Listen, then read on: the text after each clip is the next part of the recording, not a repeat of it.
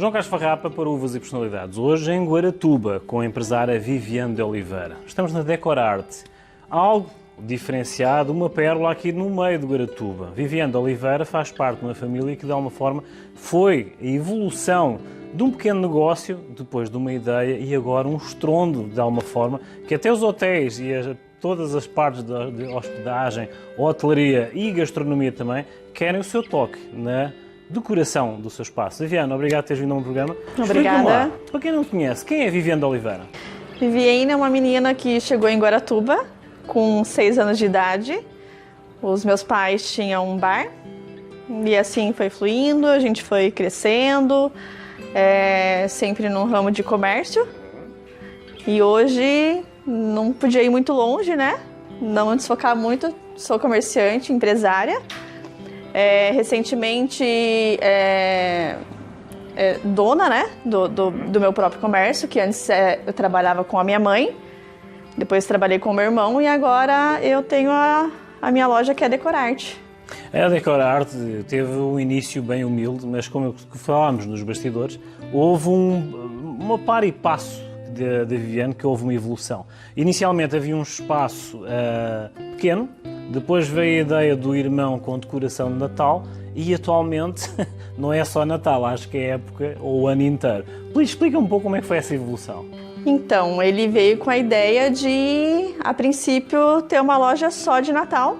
E o meu pai tinha um ponto já comercial. E nisso ele começava a abrir em setembro, a temporada de Natal, fechava em dezembro, abria em setembro, fechava em dezembro. E foi vendo que a cidade precisava de alguma coisa a mais, alguma coisa, né, digamos, coisas mais legais, mais bacanas, umas peças diferenciadas, coisas que não tinha muito aqui em Guaratuba, começando pelo Natal, né, lógico. Daí depois ele foi vendo que havia uma necessidade de hotéis, restaurantes aqui, que são muitos nossos clientes e parceiros hoje em dia, que não tinha alguma coisa diferenciada. Aí então surgiu a ideia dele ter Natal entre setembro e dezembro e decoração durante o ano inteiro. Então, fluiu. Tu como empresária, tu estás cá desde tenra idade. A população de Guaratuba, tu tens visto que de alguma forma tem evoluído o gosto, tem evoluído a presença de visitantes ou de novos residentes? Explica-me mais ou menos o feedback que tu tens tido da tua clientela. É o feedback dos habitantes ou dos novos habitantes em relação aos visitantes? Como é que tem sido essa evolução? Então, aqui a maioria dos nossos clientes são de fora, são de Curitiba, Ponta Grossa, a gente recebe gente do Brasil inteiro aqui. E de Portugal. De Portugal também agora. E também do pessoal de Guaratuba, a gente tem muitos clientes de Guaratuba também, como diz, os hotéis aqui, os restaurantes, a população em si costuma vir muito na loja também, são muitos clientes daqui. E eu vejo que depois da pandemia, durante e depois da pandemia, teve muita gente vindo morar para cá, muito conhecido, que tinha casa aqui já veio morar para cá.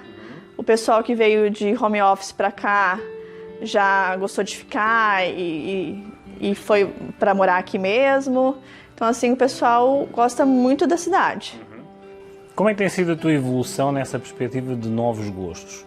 Há a influência dos novos gostos que vêm dessa nova população, desses novos residentes. Como é que tu tens tido essa imaginação, como é que tem sido esse esforço ou a formação para, de alguma forma, pôres a tua loja recheada dessas propostas que eles pedem? Como é que tu te orientas nesse estudo de mercado? Então, o que acontece? A gente vai bastante em feiras, né? Feiras em São Paulo, a gente procura sempre estar sempre bem atualizado.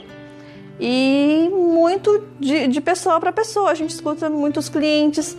A gente aqui em Guaratuba não tinha nada de mesa posta, tinha muito cliente que vinha perguntar de guardanapo de tecido, uma argola para guardanapo, um copo mais bacana para fazer uma mesa posta, e não tinha.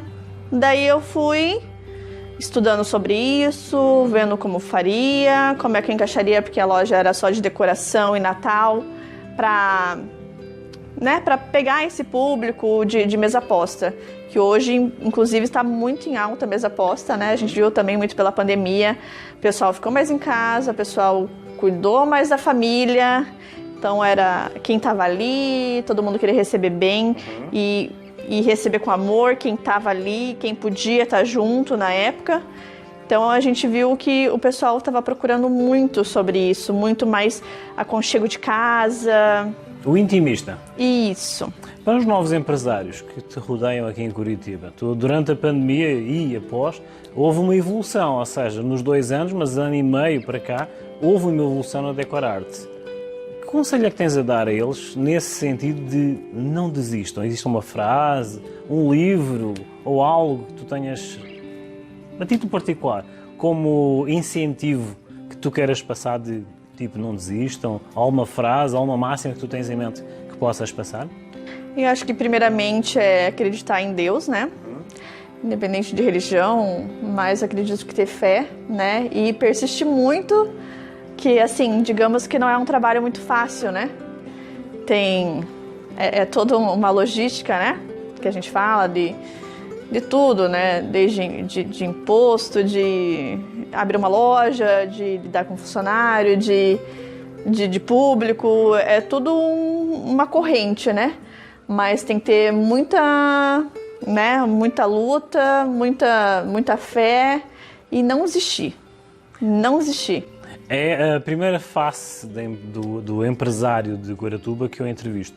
Viviane, é assim, tu tens um sobrenome italiano e português.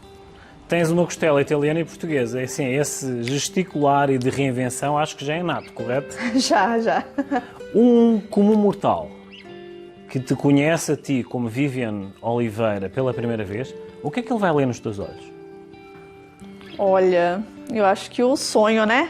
Você sonhar e lá na frente ver que valeu a pena, eu acho que é nunca deixar de sonhar. Sonha. Eu estou aqui em Guaratuba, numa praça central. O endereço da Decorarte está a passar aqui no rodapé, juntamente com os contactos da Viviane e das redes sociais da loja.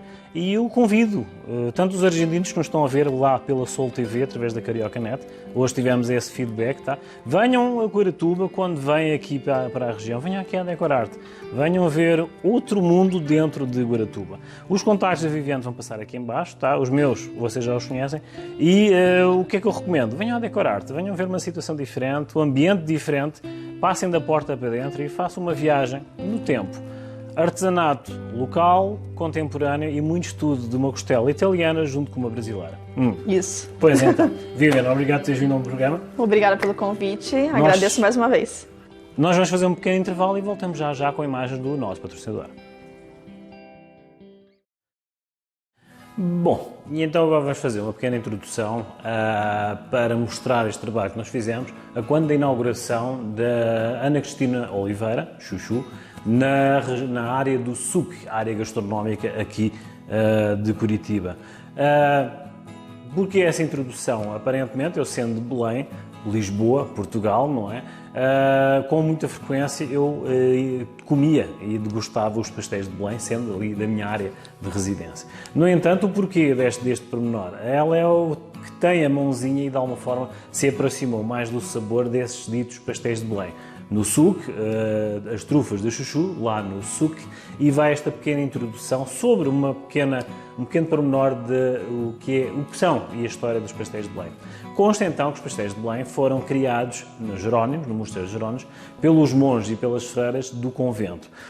Como é que surgiu essa questão dos pastéis de Belém? Eles utilizavam com muita frequência a gema do ovo para servir de goma para passar a ferro e engomar lençóis, batinas, os uniformes das freiras, portanto tinham que ter aquela questão de reaproveitamento das gemas. Daí surgiu a criação de um pastel de nata feito maioritariamente de gemas. Tudo bem, criaram essa doçaria, esses pastéis de nata, que depois passou para pastéis de Belém devido à área geográfica, mas quando de 1920 houve uma revolução liberal em que, de alguma forma, todos os habitantes, digamos assim, todos os que estavam inseridos dentro dos conventos e das igrejas tiveram que, de alguma forma, sair. Houve uma revolução liberal em 1920 e eles tiveram que sair e procurar emprego. Um desses monges, um dos doceiros, foi pedir trabalho a uma fábrica de refinaria de açúcar.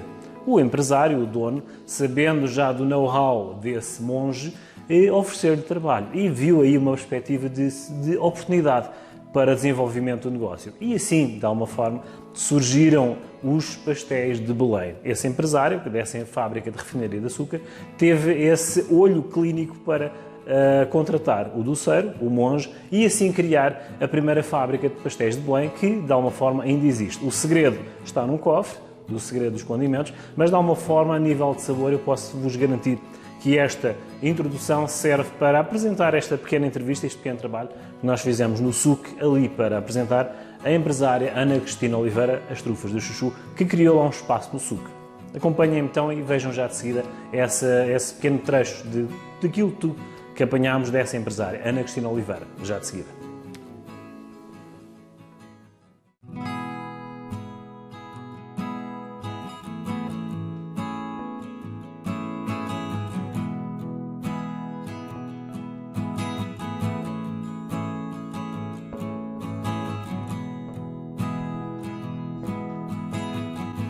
Ok, eu vou fazer personalidades no SUC, aqui em Curitiba. Ambiente privilegiado, bem imaginativo, bem conceituado a nível de harmonia gastronómica, e viemos cá fazer uma visita à nossa amiga empresária Ana Cristina, diga vulgo chuchu.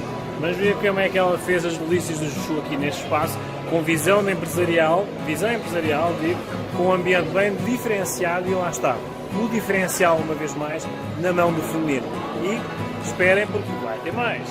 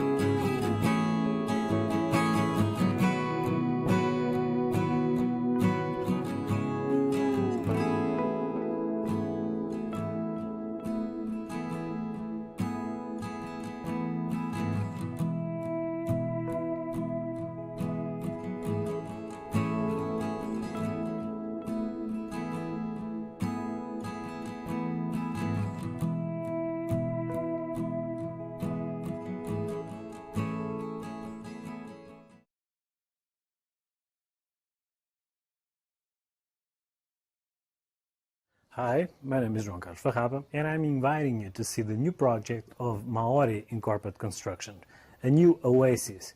Nearby Curitiba, in Caiobá Beach, there's a new standard of excellence.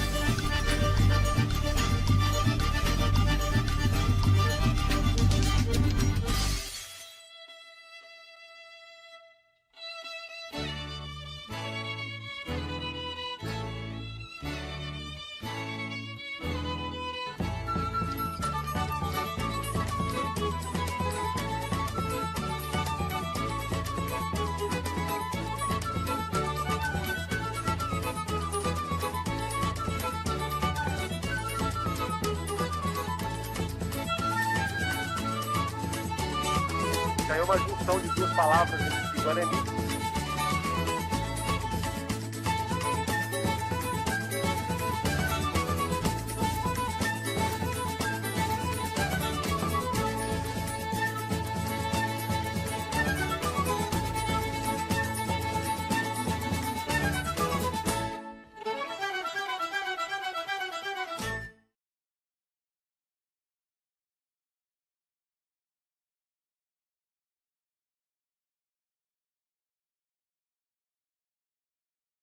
O Kaito Lounge Sushi. Kaito Lounge Sushi vem com a proposta de unir a gastronomia asiática com um toque catarinense. A cozinha é comandada pelo chefe Diego Kirsten, um paranaense criado em Bombinhas, Santa Catarina, onde teve um contacto com os frutos do mar e se apaixonou pela culinária. Com o objetivo de oferecer o melhor da culinária oriental, o restaurante traz uma proposta bem contemporânea para agradar os mais exigentes paladares, onde une os clássicos da culinária japonesa e asiática com ingredientes catarinenses. Diego, Kirsten. Ok, então é assim, estás a falar de um nome espanhol, tá? Com um sobrenome alemão e num restaurante japonês. Explica-me essa assemblagem, esse blend. Como é que surgiu isso do Diego Kirsten ser sushi man, pode-se chamar isso? Isso. Explica-me lá a história.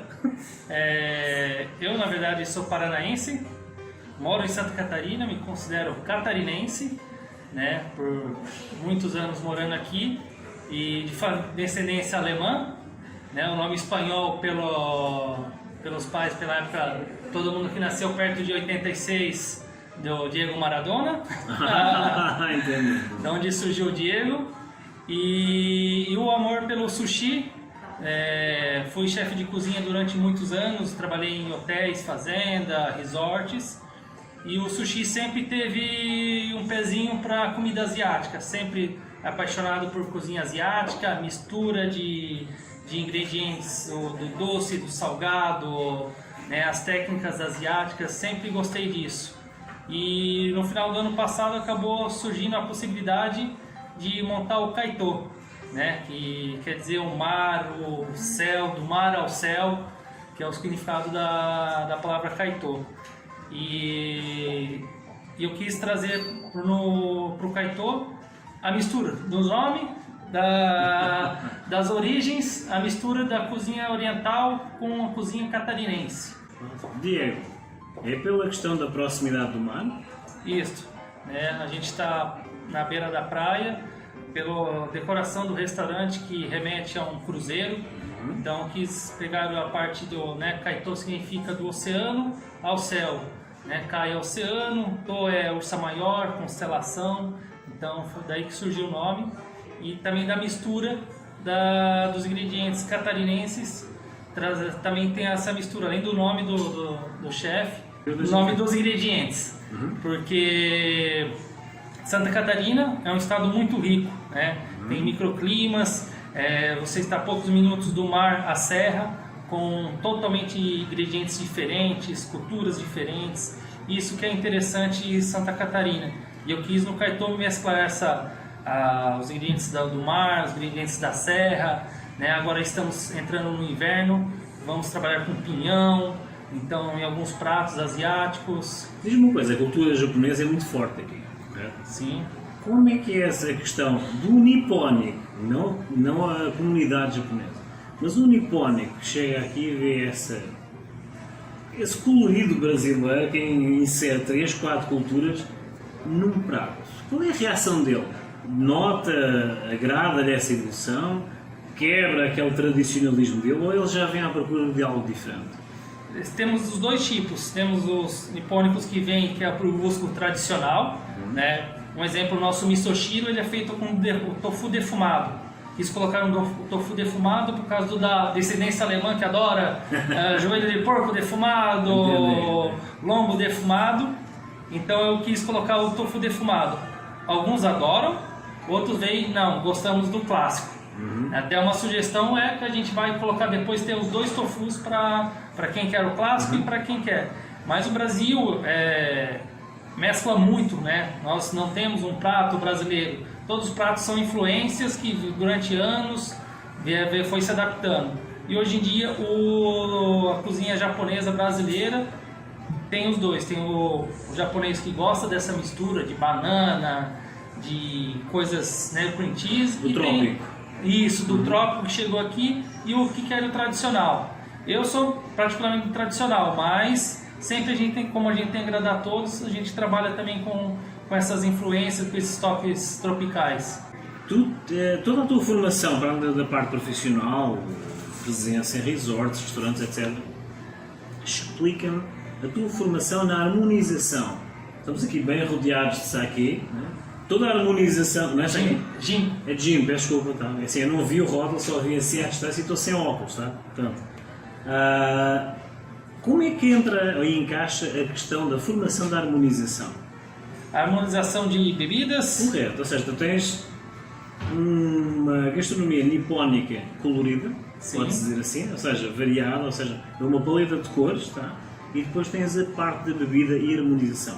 Como é que foi essa formação? Do Kaitô, eu quis também trabalhar com produtos catarinenses, certo? Para harmonizar com vinhos catarinenses. E os drinks, a carta de bebidas aqui também temos os tradicionais, clássicos, como nos pratos, e tem os diferenciados, que são os drinks autorais que eu crio e vou colocando na carta de vinhos. Nós temos um Moscow Mule, que ele entra gin, xarope de pimenta rosa, que é o toque catarinense ali, raspa de limão siciliano, flor de sal no drink. Então eu crio alguns drinks, né, para completar a carta autorais, que levam alguns toques meu e também do restaurante. A carta de vinhos, muitos vinhos catarinenses. Santa Catarina é uma grande região produtora de vinhos, ótimos vinhos. Está começando, né, são poucas décadas que começaram a produção de vinho, mas tem vinhos muito bons. Eu vejo que há uma simbiose, assim, uma das coisas que nós queremos mostrar lá fora, e é nesse objetivo, eu quero quebrar ou fazer aquela fissura na barragem que existe do turismo de São Paulo para baixo. Não é visto lá fora, facto. Não se é visto através de campeonatos ou alguma situação desportiva. Mas assim, há aqui uma simbiose muito interessante pela o blend ou a assemblagem que o Diego faz na cozinha nipónica colorida, tá? Ou a assemblagem, mas também há uma simbiose com todas as indústrias e produções aqui de Santa Catarina. Tu falaste-me que existe vinhos de altura e já estão a produzir uvas europeias e espanholas, tá? Aqui em Santa Catarina, ou seja, tu tentas criar essa simbiose autossuficiente neste estado. Isso é visto? Sim, é visto pelas pessoas que já apreciam os produtos catarinenses. Né? Como eu falei que temos a banana que tem uma dominação de origem, certo? Tem produtos aí aqui regionais catarinenses, a linguiça Blumenau, que é uma linguiça típica que só encontramos aqui, ela já tem uma dominação de origem também. Eu tenho uma gyoza, que é um pastel chinês, com linguiça Blumenau e alho poró, certo? Que eu fiz essa mistura, essa brincadeira, esse aqui é um pezinho alemão catarinense, utilizando a técnica japonesa chinesa de fazer os pastéisinhos. Então, ao longo prazo, que a gente tem produtos praticamente só catarinenses. Vinho, né, a linguiça, em vez de usar outro tipo de carne, usar a linguiça feita aqui na região, usar os peixes da região. Agora no inverno está começando a época da tainha, eu faço sashimi de tainha, logo que começa a chegar as tainhas bem frescas. E Santa Catarina, como você falou, do sul para baixo, do sul, é engraçado que a gente tem a mescla, porém a gente tem regiões aqui no sul, Nova Trento, você pega Blumenau, que eles chamam Pomerode, que eles chamam a pequena Alemanha. Tem identidades próprias. Identidades próprias das cidades, que parece que você passa dentro da cidade, você saiu do Brasil e está em outra cidade. Correto. Então o sul tem essa vantagem. Quando você anda no litoral, Florianópolis tem regiões, bairros que você parece que está em Portugal. Pela colonização que veio de portuguesa, italiana, alemã, os imigrantes mantiveram a arquitetura, né, a parte cultural que está um pouco desfazendo, porque os descendentes acabam não aproveitando muito. Mas tem muitas regiões aqui que você sai, vai a Florianópolis, parece que você está em Portugal. Você vê toda a parte histórica, a culinária, muito, muito similar. vocês ajudam os pequenos produtores, têm essa eu não queria dizer obrigatoriedade, mas têm essa nota de querer ajudar os pequenos produtores aqui da região, vão diretamente aos grandes produtores, ou tu, sendo espanhol, ou não, querer juntar o Mediterrâneo. Só é descendente de italiano e alemão. De italiano e alemão, peço desculpa, eu ia falar do Mediterrâneo, portanto eu não falhei para muito. Mas o tom mediterrâneo da boa hospedagem, da boa recepção, e o alemão que é sucinto, mecânico, eu não direi autoritário, mas disciplinado, perante toda essa personalidade que tu queres puxar para o teu restaurante, és uma referência para a ajuda dos pequenos produtores, sendo o reflexo deles aqui no teu restaurante? Sim, tem muitos pequenos produtores que temos, que eu já trabalho com eles. Produtores de microbrotos, vegetais, temos alguns produtores que já são parceiros, pescadores também já temos parceiros também, porém conforme às vezes a demanda vai crescendo, a gente acaba tendo que ir para os grandes produtores, né, para grandes, mas a gente sempre procura priorizar os pequenos produtores, os pequenos pescadores. A nova geração de sushi man, de cozinheiro, todos aqueles que estão ligados à gastronomia que de alguma forma queiram fazer essa assemblagem que tu fizeste. Que frase ou alguma máxima que tu te lembres que te tenhas sentido inspirado todos os dias, tá? Que te motivou a não desistir? Existe alguma frase, algum texto, algum clique motivacional que tu tenhas usado e queiras passar àqueles que estão a começar agora a gatinhar nessa assemblagem? Porque assim, estamos num período atípico e de reinvenção. Sim. Tu já te reinventaste, ou seja, Sim. o Keitou já é uma reinvenção, é uma adaptação, mas depois de uma adaptação já houve uma readaptação. Sim. Certo? Uma frase de força ou incentivadora para esses que estão agora a tentar reinventar-se e a adaptar-se a esta nova realidade. Para você mudar uma receita, para você fazer esse assemblagem, você tem que conhecer o clássico. Se você não conhecer o clássico, você não vai conseguir fazer essa mistura entre técnica, produto.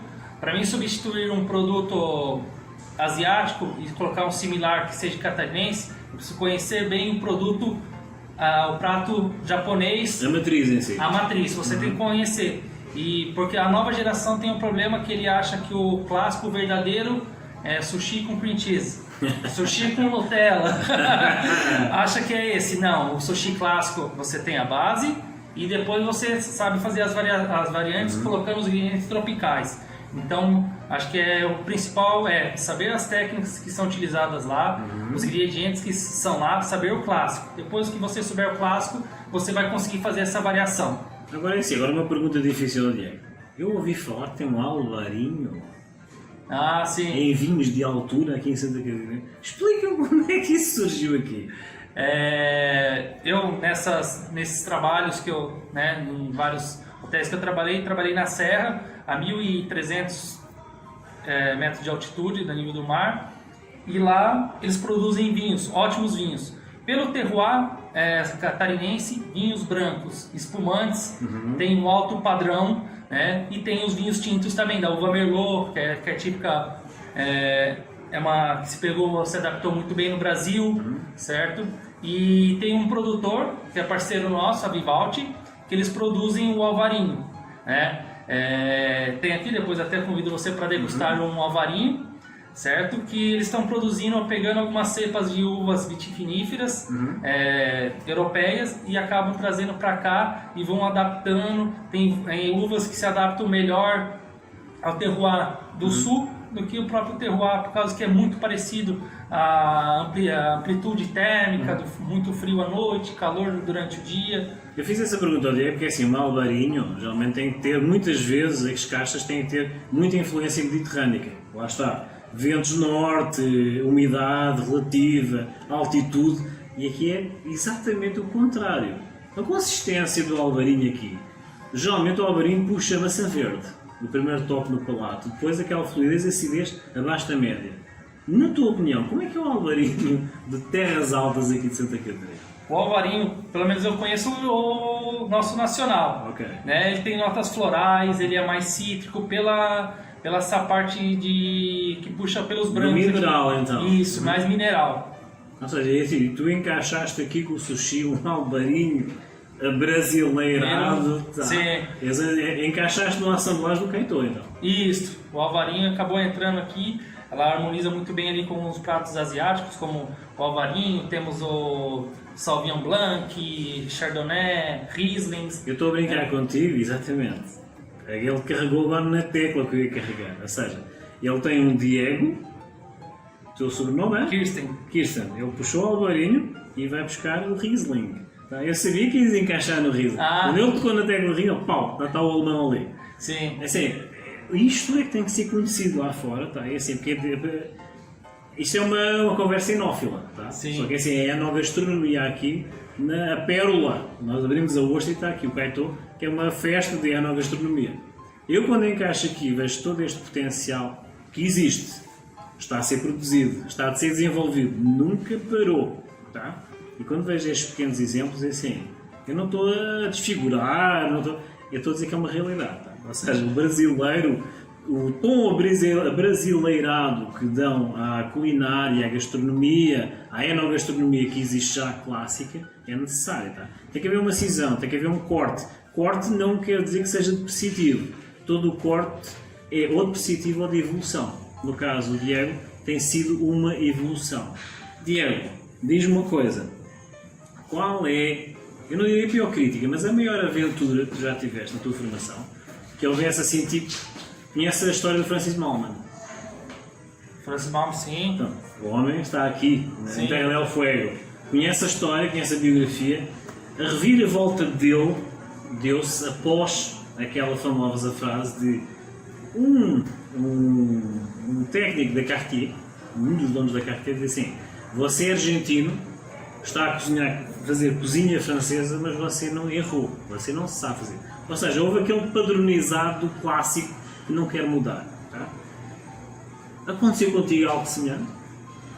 Não, acho que dessa parte de Estamos a falar de crítica, ou seja, houve aqui um crítico. Eu não direi gastronómico, é assim, nem todos sabem tudo, é como no vinho. Tá? Todos os somos não sabem tudo, muitas vezes entram pelo terreno desarenoso e às vezes tropeçam e queimam-se. Mas é assim, houve aqui alguém que tu disseste assim, ele tem know-how, sabe o que faz, e está a apreciar algo que eu fiz. Mas agora a crítica ele não fez, ele saiu satisfeito. Já aconteceu uma situação dessas contigo? Já. Às vezes o pessoal vem, teve vou citar um exemplo do nosso de sorvete de chá verde. Há um sorvete de chá verde com merengue de gengibre e os spice nuts, que são as castanhas, pistache, castanha de caju, com curry e gengibre, um pralinê. Tem pessoas que amam, tem pessoas que falam, nossa, isso é sorvete de chá verde, não gosto. Porém, já tive uma pessoa que viajou o mundo, um japonês, filho Nikkei, que falou assim, eu já comi algumas vezes sorvete de chá verde no mundo, mas aqui foi o melhor sorvete de chá verde que eu comi.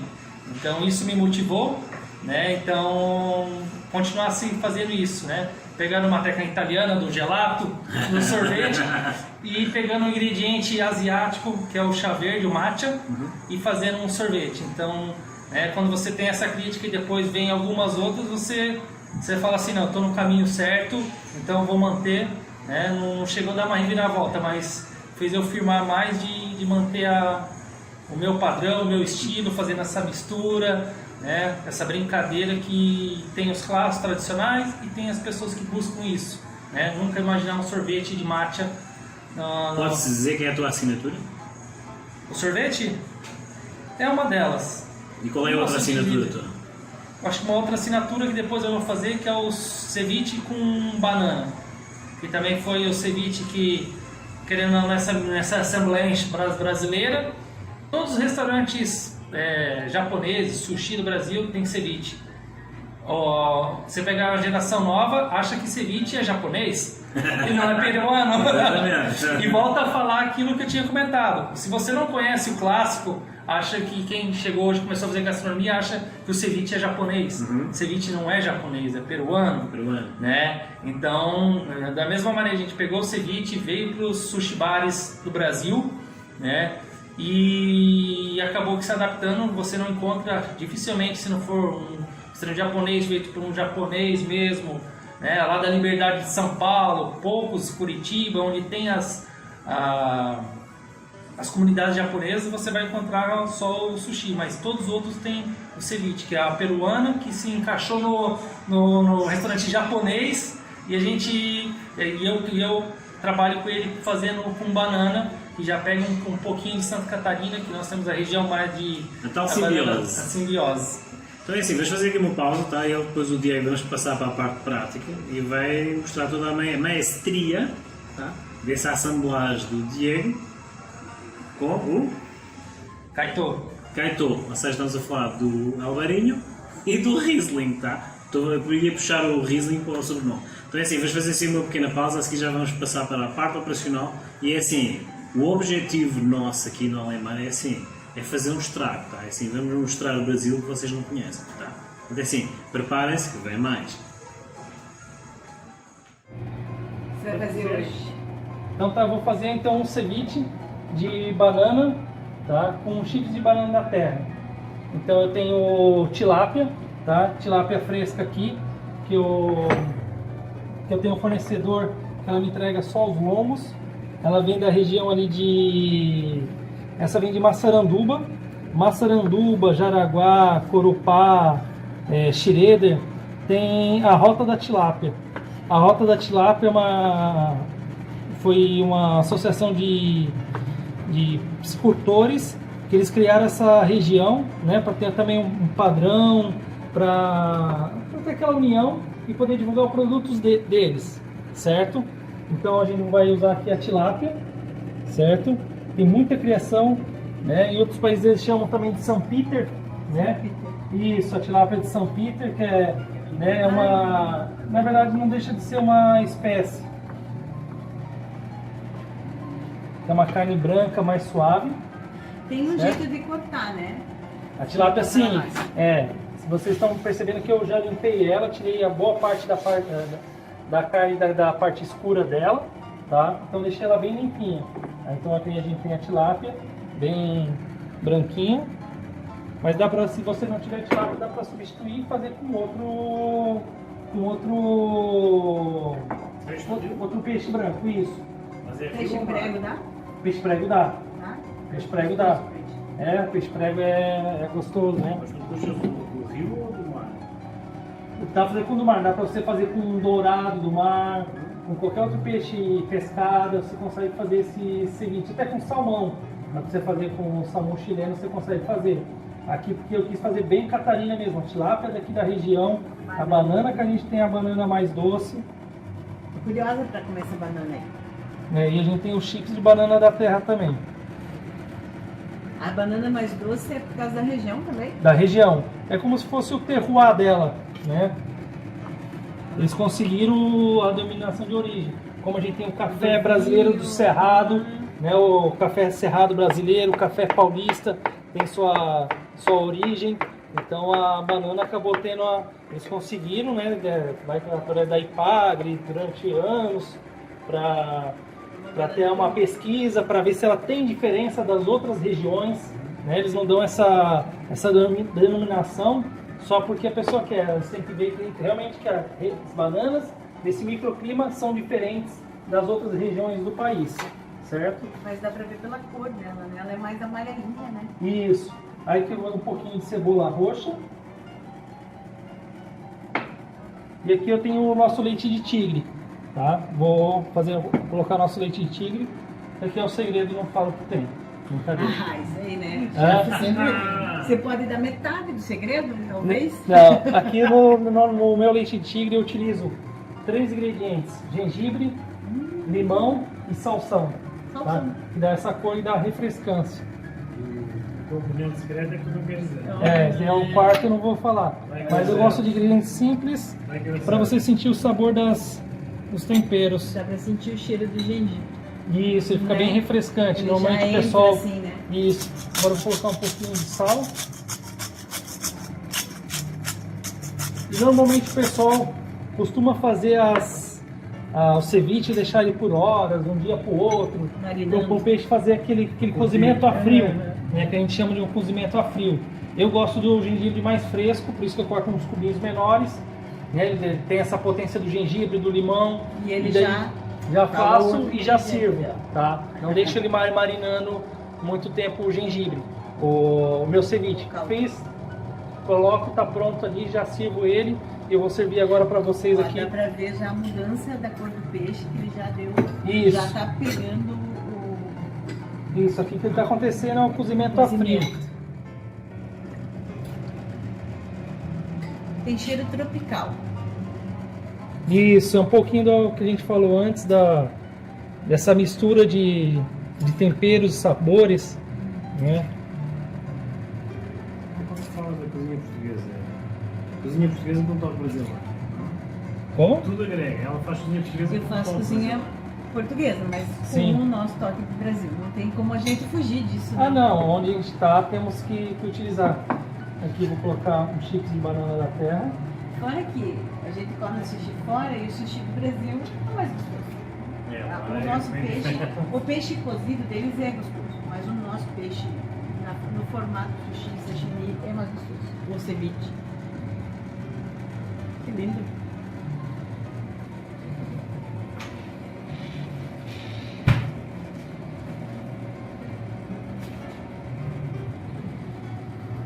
Combina com o clima, calor.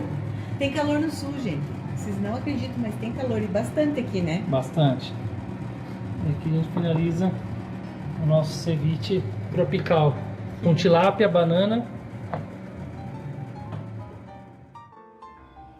Ok, então é assim, agora para finalizarem com chave de ouro. Diego, vais puxar um tal alvarinho, tá? De terras altas ou vinhos de altura. Vocês já me conhecem, eu gosto de dar assim chapadas sem mão para chocar com a qualidade que existe e está discreta. Eu não digo escondida, mas está discreta. Porque muitas vezes há determinadas situações que são ocultas com grandes marcas, grandes máquinas de marketing, mas há situações que são bem tranquilas e bem discretas. Eu costumo dizer que muitas vezes há uvas que são do santo grau, correto? Sim. E agora é assim, vamos descobrir e quero que vocês descubram estes pequenos santos grau que existem nas regiões de Santa Catarina. Diego, falam da uva, verde e vamos fechar com chave de ouro. Força, com licença, é um desafio, né? Meio servir um alvarinho catarinense para um português, certo? Mas vamos lá, porque a nossa região tem produtos, né? Estão se destacando, como ele disse, que são Santo Graus na vinicultura. Então, o alvarinho para um português é desafiador.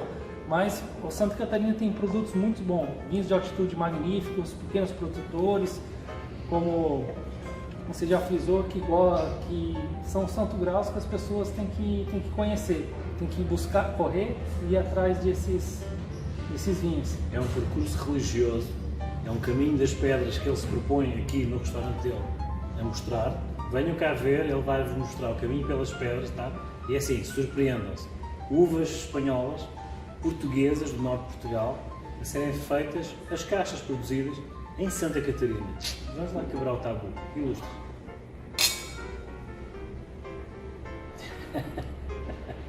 Desculpa rir, mas é um alvarinho.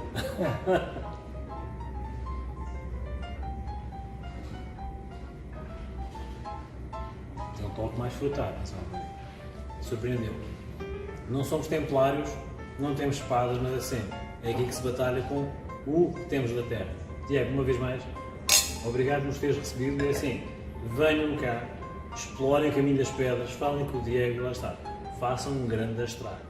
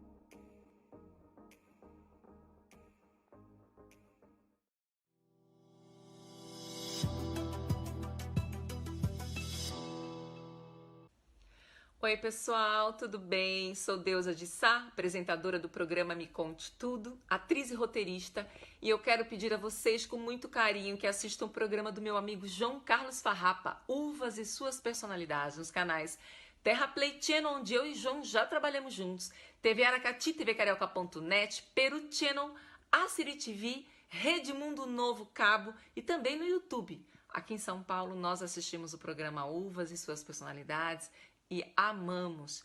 Eu amo vinho, gente. Então, assim, eu sou suspeita, eu sou apaixonada por esse programa.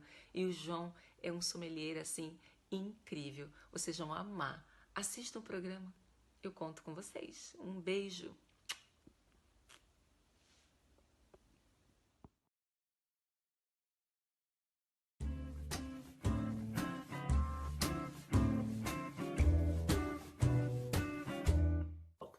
Hoje trouxe um rótulo francês, tá?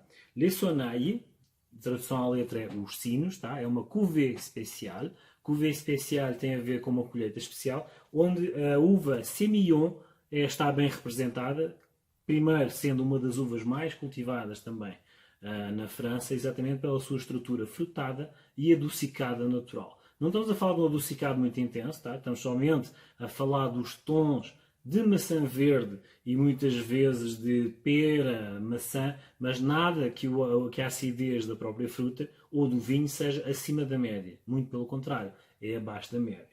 Estamos a falar de uma estrutura com 11 graus de álcool, tá? Assim, vemos que não é um vinho muito fortificado, muito pelo contrário, é um vinho frutado, muitas vezes adocicado, mas lá está, a comparação da maçã verde é exatamente a da dentada de Adão, como eu costumo dizer. Se vocês pegarem numa maçã verde e derem aquela dentada inicial, vocês vão sentir a acidez inicial da casca e posteriormente o suco frutado do próprio miolo, digamos assim, da maçã. É exatamente uma estrutura que vocês irão sentir a dentada do Adão na maçã com este sauterne, tá? O blanc moulot, como eles o designam, sendo um branco suave, tá? Mas de uma acidez abaixo da média, mas é um branco seco. Mas estamos a falar de uma situação bem passível de ser admirada, tá? E degustada.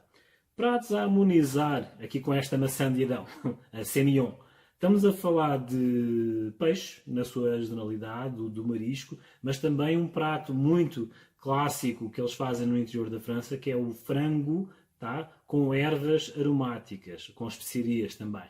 Ou seja, essa é uma harmonização clássica, acessível, tá? Uma harmonização a qual eu designo como facilitada exatamente para essas situações inusitadas que possam aparecer num jantar repentino entre amigos ou familiares, e é uma uva que vocês encontram no mercado. É uma situação que vocês, lá está, por falta de noção e ao estrangeiro, sem complicação. O nosso objetivo é desmistificar e quebrar esse tabu do elitismo. Tirem uma fotografia do rótulo, daqueles que vocês gostam, decorem a uva e façam essa experiência dessa uva nos vários continentes ou nos vários países para essas harmonizações que vocês possam ter em casa nesta uva de bolso, que é muito acessível e muito interessante. Fiquem com a referência da dentada de Adão, do primeiro toque no palato desta Sémillon, tá? E como eu sempre disse, esse é um vinho acessível, tá? É uma uva acessível e muito interessante para degustar em situações ocasionais, tá? Estamos a falar então 11 graus de álcool, tá? Tons de pera e maçã verde, bebe-se fresco, tá? E a harmonização sempre vai com peixes, mariscos ou o tal frango com ervas finas.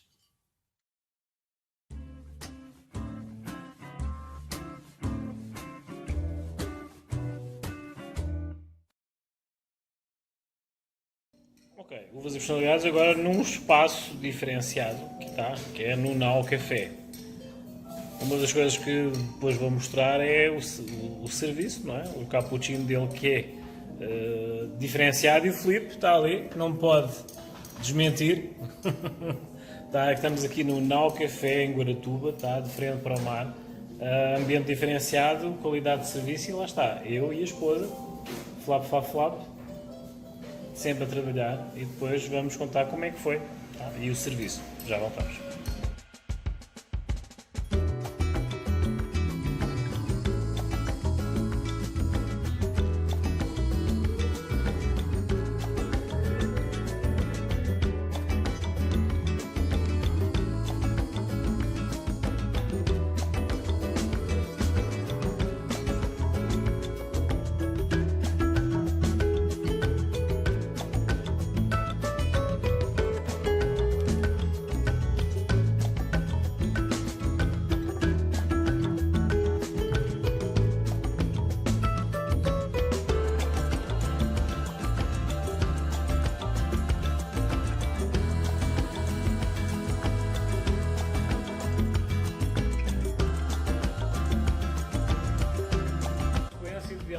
recordaste ter sido o Dia Mundial do Café, tá? E hoje tenho aqui o Filipe da Nau Café. Ele esteve em Portugal, eu sou de lá, vim cá com a esposa e vim conhecer a Nau Café. Nau Café, o café tem uma história também, no século XVI, quando ele teve a introdução na Europa, era chamado o café da Arábia. Porquê? O grão de café que foi introduzido na Europa era como se fosse um grão de especiaria. E eles chamavam o vinho da Arábia. Porquê? Porque era considerado como um algo aguado, mas acre no vinho. E chamavam o vinho da Arábia, mas era somente o café que vinha em grão, havia a torrefação e a sua bebida era acre e seca, lá está, o tal seco. E chamavam o vinho seco ou vinho da Arábia. Mas isso é uma pequena história do contexto do que era o vinho e o café. O dia do café já foi e agora temos aqui o Filipe, onde de alguma forma o Filipe vai se apresentar e vai dizer assim: o que é que nós vamos provar, Filipe? Meu nome é Felipe, sou gerente aqui do Nau Café. Hoje a gente vai provar os cafés daqui. Nosso café vem cru pra gente, de Minas Gerais e do norte do Paraná. A torrefação é própria, a única em Guaratuba de torrefação própria. Então é torrado aqui pelo proprietário, tudo fresquinho, tudo de boa. E daqui a pouco vamos ver já a máquina a fazer, a moer o café, correto? A torrar e moer. A torrar e moer, sim, são pequenos por nós, mas depois nós mostramos, até já. Não, agora temos aqui o Filipe, está envergonhado, tá? E ele vai explicar todo o processo do cappuccino que eu pedi. Então fala lá, Filipe. Então, aqui a gente colocou cacau 100%, tá? Daí agora eu vou tirar o expresso, que vai uma dose de expresso pequena.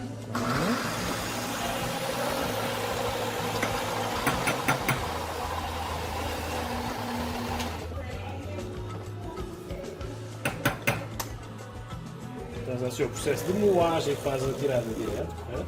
É moído na hora. Aconselho a virem cá porque o aroma é bem pecaminoso, tá?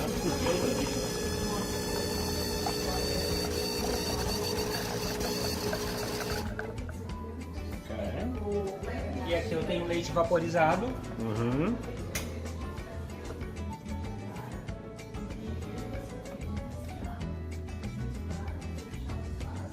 Para finalizar, vai o chocolate 33% em cima.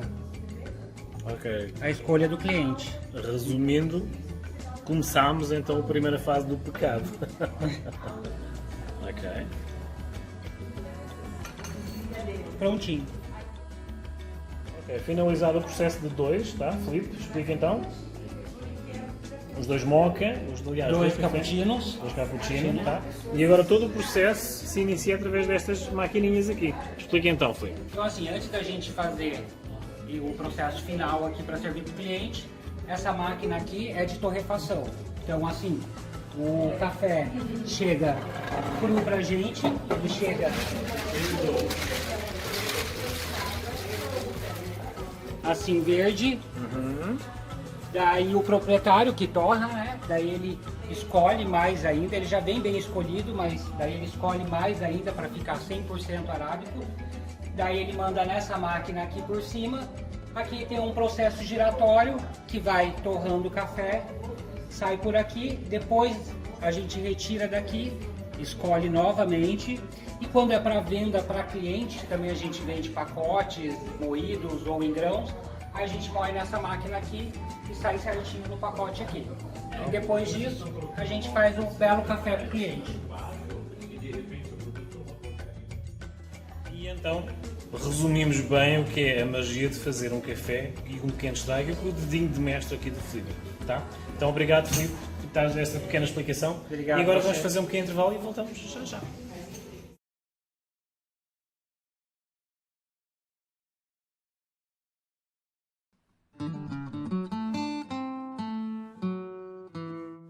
Ok, hoje então estou de vermelho e hoje vamos falar do Barão von Richthofen.